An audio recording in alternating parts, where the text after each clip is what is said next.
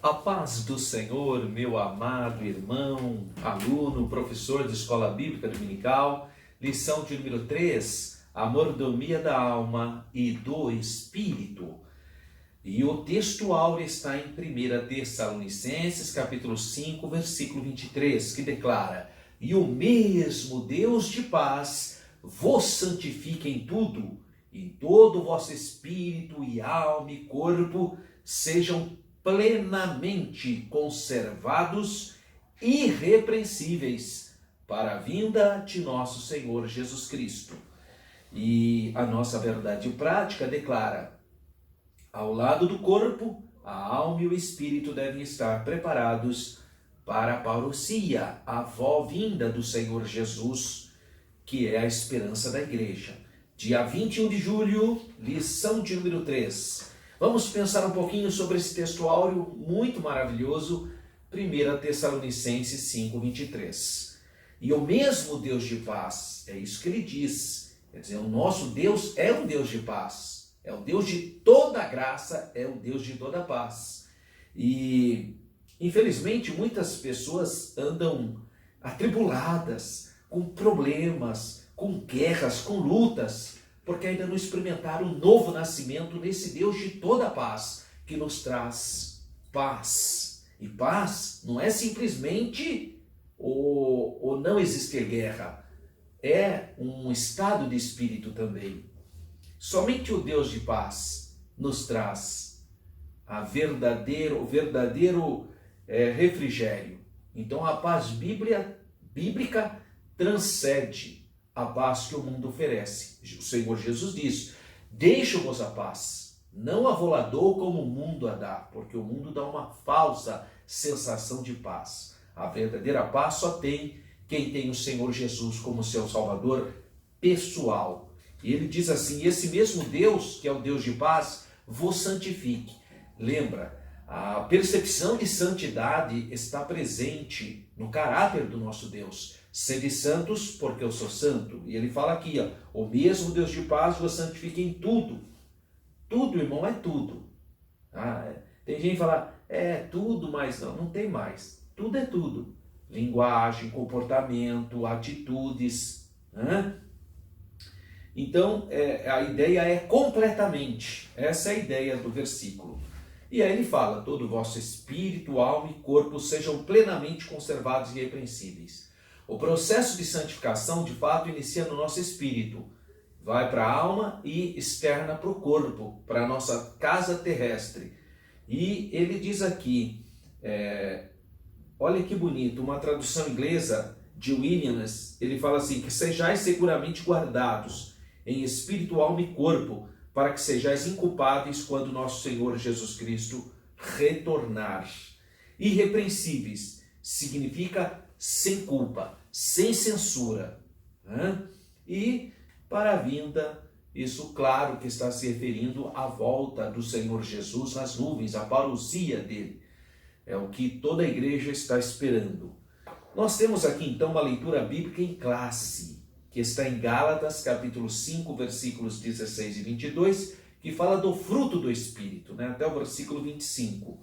E os objetivos específicos: conceituar a alma e espírito, esse é o objeto dessa lição, falar sobre a mordomia da alma e sobre a mordomia do espírito.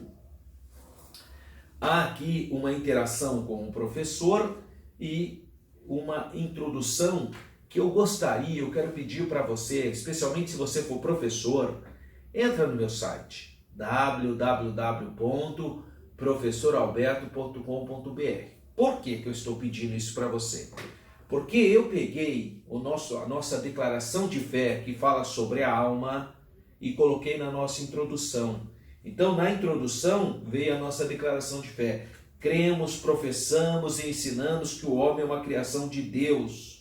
E formou o Senhor Deus o homem do pó da terra e soprou em seus narizes o fôlego da vida. E o homem foi feito alma vivente. O homem é a coroa da criação. Em nenhum outro animal Deus fez isso. Deus não pegou a baleia e soprou nela. Não. Ele já criou a alma vivente. O homem não. O homem ele soprou nas narinas. Há um diferencial E aí tem a ver com racionalidade, espiritualidade e outras coisas mais. Então, eu sugestiono que você entre no meu site, porque eu coloco então a declaração de fé como introdução dessa lição. Ponto central: Deus deve ser o centro de nossa vida. Hoje nós vivemos em um mundo antropocêntrico, mas nós temos que viver o nosso teocentrismo. Nós temos um Criador e temos que render a Ele a glória, a honra e também nos esforçarmos para vivermos segundo a vontade dEle. Porque isso é uma questão espiritual. Quem não está bem espiritual não está bem no corpo. Primeiro, conceituando alma e espírito. Significado de alma. Eu também peguei alguma coisa lá da nossa declaração de fé, especialmente da página 74 a 84. Ele fala assim: a palavra alma tem vários significados na Bíblia, por isso a gente não pode dogmatizar a palavra alma. A alma em hebraico é nefesh, em grego é psique, mas ela aparece em muitos sentidos. Não dá para você falar alma é isso. Não, pode ser. E aqui na nossa declaração de fé, eu achei importante colocar, porque ele diz assim, como um dos elementos da natureza essencial do ser humano, a alma é uma substância incorpórea invisível, inseparável do espírito, embora distinta dele, formada por Deus dentro do homem, sendo também consciente mesmo depois da morte física. E aí vem Apocalipse capítulo 6, versículo 9 a 10, que diz: E vi debaixo do altar as almas dos que foram mortos por amor da palavra de Deus e por amor do testemunho que deram, e clamavam com grande voz, dizendo: Até quando, ó verdadeiro e santo dominador, não julgas e vingas o nosso sangue dos que habitam sobre a terra? Então ele está dizendo que viu a alma dos que morreram, quer dizer, as pessoas que o corpo foi morto, mas as almas estavam conscientes lá debaixo do altar, conforme Apocalipse capítulo 6, versículo 9 e 10. Esse versículo também é um ensino muito claro, porque existem denominações que acham que a pessoa morreu, não tem alma, é como se estivesse dormindo. Mas aqui está dizendo que essas pessoas foram martirizadas na terra, o sangue delas foram derrubado na terra, e elas estavam lá conscientes, clamando por justiça debaixo do altar de Deus. Ele viu as almas. Então, eu acrescentei alguns pontos na nossa lição para que a nossa declaração de fé também, a oportunidade de nós falarmos sobre a nossa declaração de fé. Agora, o item 2, origem da alma e suas teorias, eu precisei mexer muito nisso. Porque a lição, ela não fala que essas teorias são teorias oriundas do pensamento grego. Tá? Pensamento grego isso. E as três teorias apresentadas, ele apresenta uma ordem diferente. Porque o que nós temos, que eu saiba, são três teorias. A pré-existência da alma, que foi rejeitada pela Bíblia, e talvez as pessoas mais importantes da patrística que trabalharam com a pré-existência da alma, Justino Mártir, porque ele era um filósofo de pensamento grego, Orígenes também tinha essa, só que a percepção deles de pré-existência difere um pouco do que muita gente imagina, né? Enfim, eu vou falar sobre isso. O criacionismo da alma, que é aquele que acha que Deus está criando almas até hoje, conforme a mulher ficou gestante, Deus cria uma alma e põe nada. O criacionismo prega assim, quem defende isso é a Igreja Católica, a Igreja Reformada, né? Eles acreditam nisso. Muitos pais da Igreja criam também. E a terceira teoria não é como foi colocado na nossa lição. Aí tá, na nossa lição ele fala participativa, teoria participativa. Não é essa teoria. A terceira teoria é a teoria traducionista. O que é o traducionismo? Essa teoria é defendida por Lutero e também por alguns pais da igreja. Acredito que a alma ela aparece na hora biologicamente, a hora que a criança é gestada, já também está ali a alma. Então, eu achei estranho realmente o autor ter posto essa teoria participativa, porque isso é uma coisa nova. As teorias clássicas são essas: pré-existência da alma, criacionismo da alma ou traducionismo. Agora, o que eu percebi é que na nossa denominação há uma tendência de, com base, com o apoio de Marion Pierman, do próprio pastor que escreveu aquela obra de Teologia Sistemática Pentecostal, o pastor Walter Brunelli, e outros pastores tentando conciliar a teoria criacionista e a teoria traducionista. Aí seria essa que ele colocou na lição aí, né? Que o pastor Linaldo Renovato colocou aí, que é a participativa. Mas essa não é uma teoria clássica, né? Isso é uma coisa nova, vamos dizer assim. Deixa eu falar um pouquinho sobre a teoria da pré-existência. Existiam várias percepções de teoria da pré-existência. A base geral é a seguinte: achar que Deus criou as almas no princípio, e que depois, conforme ocorre a gestação, cada alma vai entrar lá na pessoa. Então, por isso que é pré-existência, a alma existe antes. O Espiritismo tenta dizer que isso era um pensamento cristão. Não é um pensamento cristão, isso é um pensamento filosófico grego que alguns cristãos filósofos acabaram adotando essa teoria.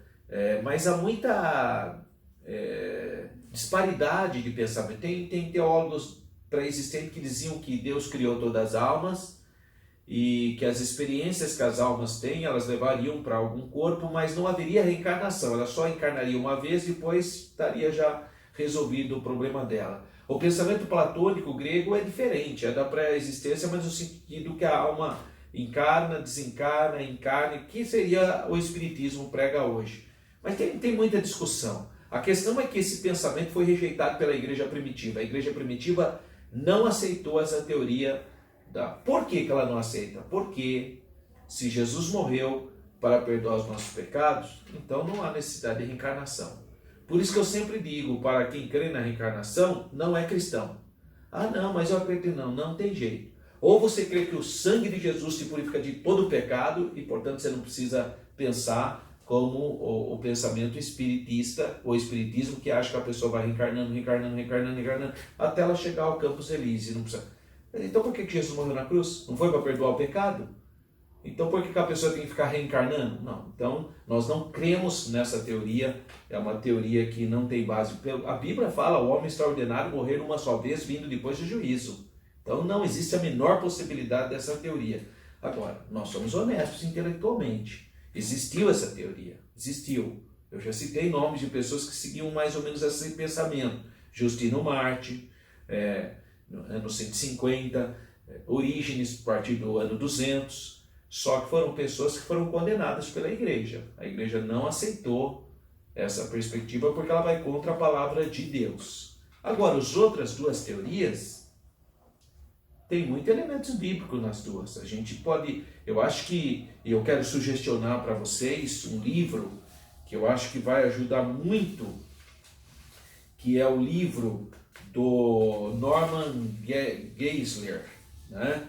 Esse livro, o Norman Geisler escreveu um livro, se não me engano, são 2 volumes, que fala sobre chama Teologia Sistemática. É da CPAD, a Teologia Sistemática de Norman Geisler.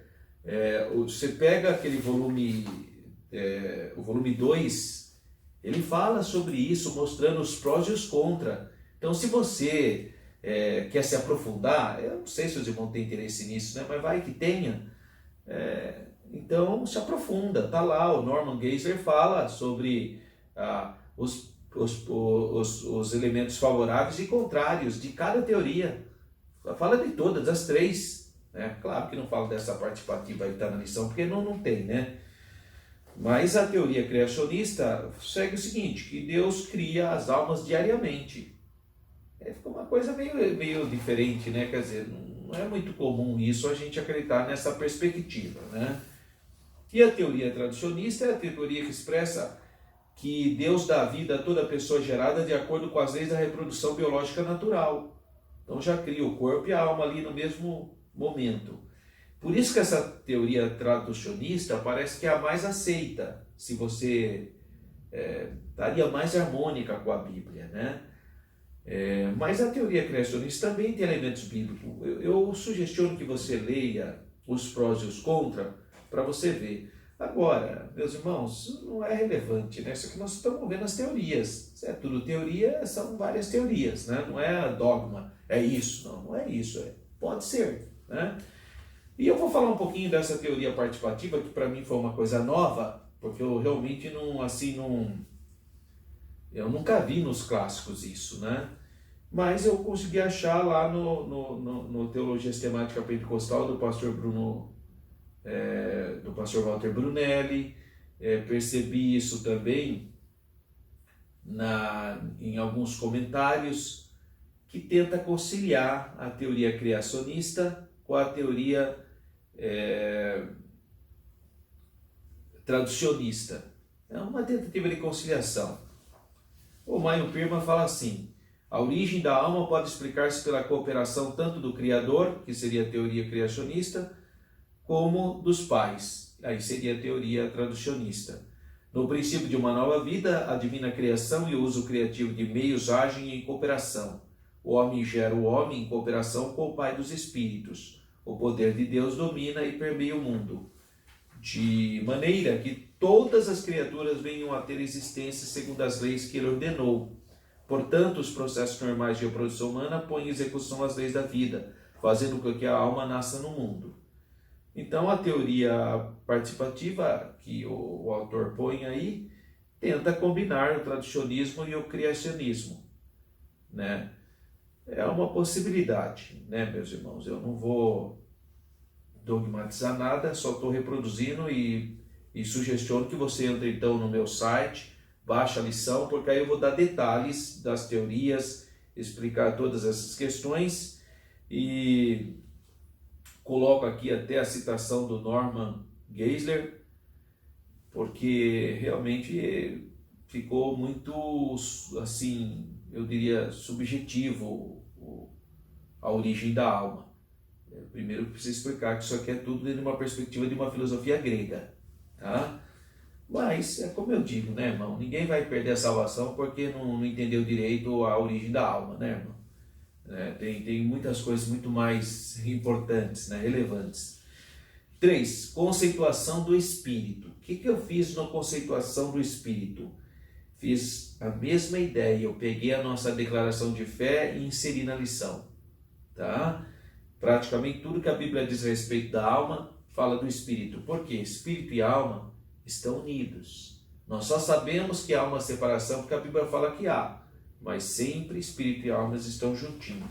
Então falo do espírito humano, o espírito dentro do corpo, e a síntese então do tópico 1.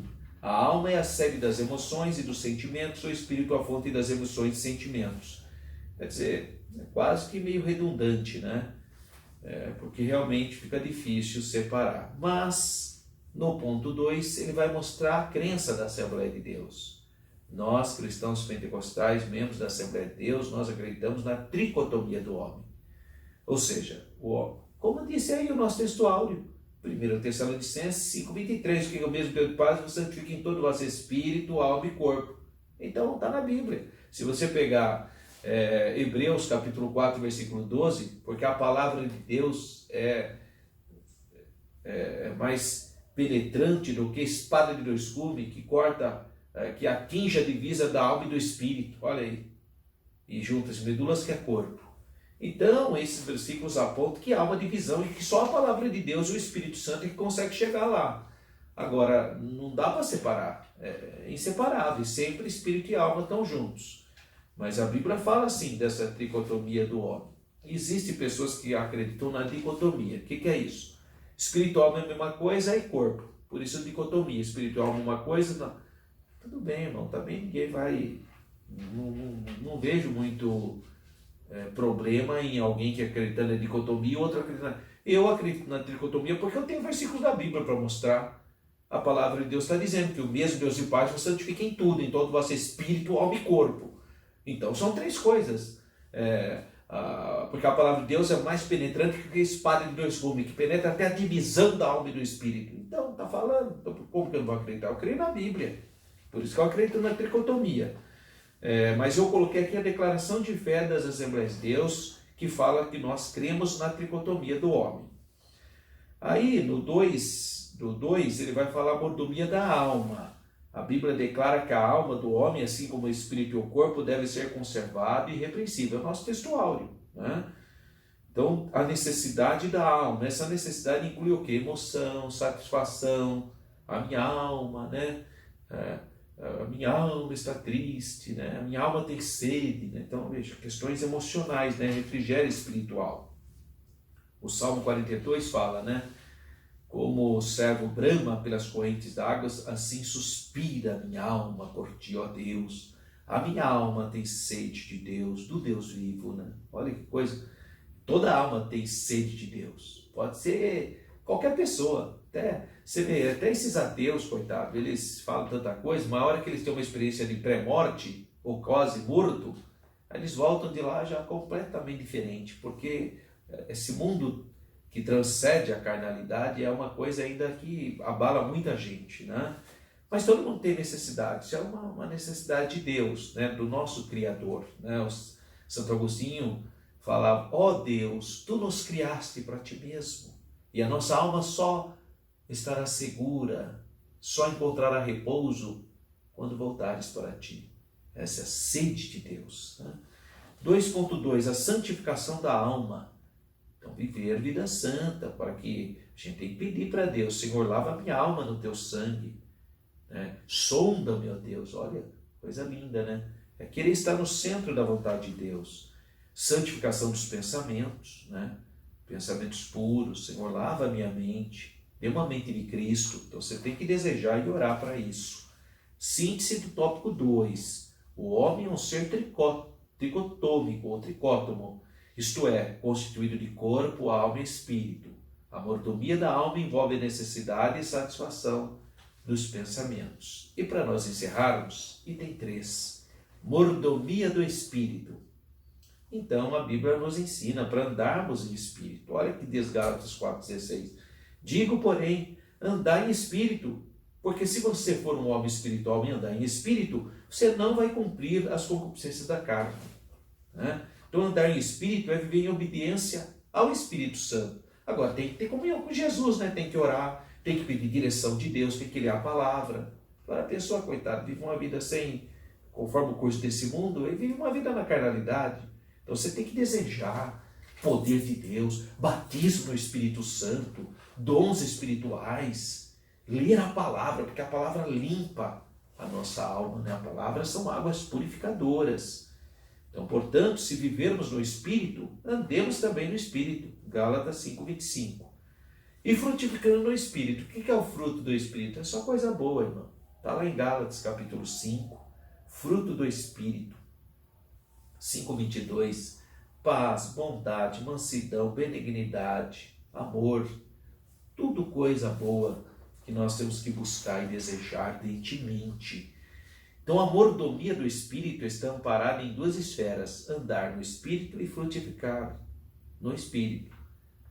Aí você pode ler que o capítulo 5 de Gálatas, que ele mostra a contraposição, obra da carne, fruto do Espírito, obra da carne, fruto do Espírito.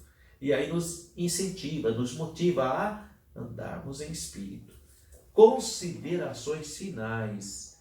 A mordomia da alma e do espírito, juntamente com o do corpo, completa então o crente integralmente. O nosso texto áureo. 1 Tessalonicenses, capítulo 5, versículo 23. E o mesmo Deus de paz vos santifique em tudo, em toda a vossa maneira de viver, todo o vosso espírito, alma e corpo sejam plenamente conservados. Qual o objeto? A vinda de nosso Senhor e Salvador Jesus Cristo. Zelar pela nossa interioridade e exterioridade diante de Deus é reconhecer que o Pai quer dominar tudo em nós e não somente um pedaço do corpo, né? Por isso, sinta-se encorajado, motivado a expressar Cristo como seu Salvador. Esteja nele, seja santo, porque o nosso Deus que nos chamou, santo é, graças a Deus. Você pode, então, acessar o meu site, e é muito importante que você acesse mesmo o site. Por quê? Porque eu coloquei muita informação nessa lição, eu achei que era necessário, exatamente porque tem algumas coisas ali que o autor não, talvez pelo espaço exíguo, ele não conseguiu trabalhar. Mas entra lá no meu site www.professoralberto.com.br.